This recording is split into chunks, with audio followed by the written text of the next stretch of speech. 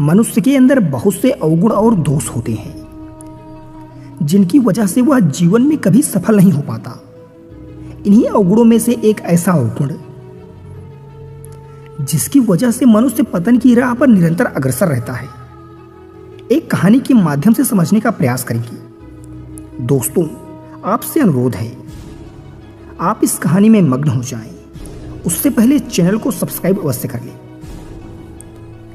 सृष्टि के प्रारंभ में जब मनुष्य का जन्म हुआ तो उसकी प्रबल इच्छा हुई कि क्यों ना मैं इस सृष्टि को देखूं। बस फिर क्या था, निकल पड़ा मनुष्य इस सृष्टि को देखने के लिए। जैसे ही उसने अपनी यात्रा शुरू की तो सर्वप्रथम इसने देखा कि एक वृक्ष की डाल पर बैठकर कोयल अपने मधुर कंठ से कुछ गा रही थी। कोयल का गान सुनकर वह बहुत ही आनंदित हो उठा और बड़े ही मनोयोग से उसको सुनने लगा और वह खूब प्रसन्न हुआ। लेकिन अंत में बोला, हे कोयल, काश तू काली ना होती तो कितना अच्छा होता। इसके बाद आगे बढ़ते हुए उसने बाग में गुलाब के फूलों को देखा और बहुत ही हर्षित होते हुए उसके निकट जाकर उसकी भीनी भीनी खुशबू का आनंद लेने लगा। लेकिन अंत में बोला, हे गुलाब, काश तेरे साथ ये कांटे ना होते तो कितना अच्छा होता। इसके बाद वह और आगे बढ़ा तो उसने समुद्र की ओर देखा और उसमें उठती हुई लहरें, तैरती हुई मछलियां और आदि जलचरों को देखकर प्रफुल्लित होने लगा। लेकिन अंत में चलते हुए बोला, हे समुद्र, काश तू खारा ना होता तो कितना अच्छा होता। घूमते घूमते रात्रि का समय हो गया। संयोगवश उस दिन शरद पूर्णिमा थी। चंद्रमा अपनी 16 कलाओं में शोभायमान होकर शीतल चांदनी बिखेर रहा था। वातावरण अत्यंत ही रमणीय था। यह सब देखकर वह बहुत ही हर्षित हुआ और आनंद मनाने लगा।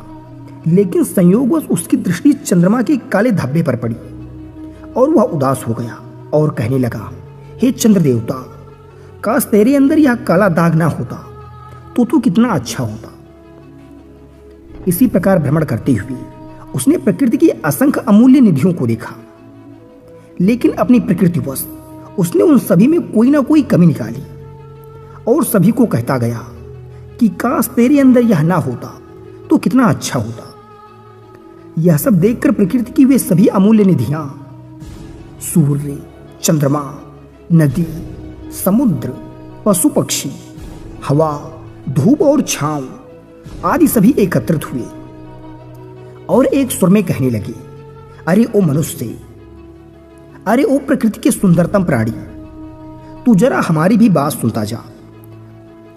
तूने अपनी तो खूब सुना दी। और सभी एक स्वर में बोले, कितना अच्छा होता कि काश तेरे अंदर ये दूसरों में कमी देखने की आदत ना होती तो तू प्रकृति की सर्वोत्कृष्ट रचना होता। साथियों, यह कहानी किसी और की नहीं है, अपितु यह कहानी हम सबकी है। यह कहानी हमें यह सोचने पर विवश करती है कि हमें गुणों की ओर ध्यान देना चाहिए, अच्छाइयों को देखना चाहिए। इस सृष्टि में सर्वगुण संपन्न तो शायद ही कोई वस्तु हो। अतः हम सबको गुणग्राही बनना चाहिए और स्वयं को सुधारना चाहिए। कबीरदास जी ने भी कहा है, बुरा जो देखन मैं चला, बुरा ना मिलिया कोई, जो दिल खोजा आपना, मुझसा बुरा ना कोई। कबीरदास जी अपने इस दोहे से जीवन के उस आदर्श को व्यक्त करते हैं जिसकी आज के मनुष्य को जरूरत है। दोस्तों, अगर आप भी गौर करेंगे तो पाएंगे कि लोग पूरे दिन में कितने गुणों को पहचानते हैं। शायद 2 या 1 अथवा 1 भी नहीं, लेकिन लोग बुराइयां ढेरों गिन लेते हैं। यही हमारे व्यक्तित्व की सबसे बड़ी कमी है। जो दूसरों के सिर्फ दोषों को देखता है वह कभी गुणी नहीं बन सकता। लोगों को दूसरों के दोषों को देखने के बजाय अपने दोषों को देखना चाहिए। संसार में पतन सहज है और उत्थान कठिन होता है। दोष दृष्टि पतन के मार्ग पर ले जाती है, जबकि गुणियों का गुणगान करने से दृष्टि शुभ होती है। जो मनुष्य दूसरों के भीतर गुण देखने की कला को सीख लेता है वह मनुष्य सहज ही महानता प्राप्त करता है और वह अपनी इन्हीं सद्गुणों के बल पर जीवन के बड़े से बड़े आयामों को प्राप्त करता है। साथियों, आप इस कहानी के संपूर्ण सार को इन 2 पंक्तियों के माध्यम से समझ सकते हैं। अरे सुधारक जगत की, चिंता मत कर यार, तेरा मन ही जगत है, पहले इसे सुधार। साथियों, उम्मीद करते हैं कहानी आपको पसंद आई होगी और कहानी से आपने बहुत कुछ सीखा होगा। धन्यवाद।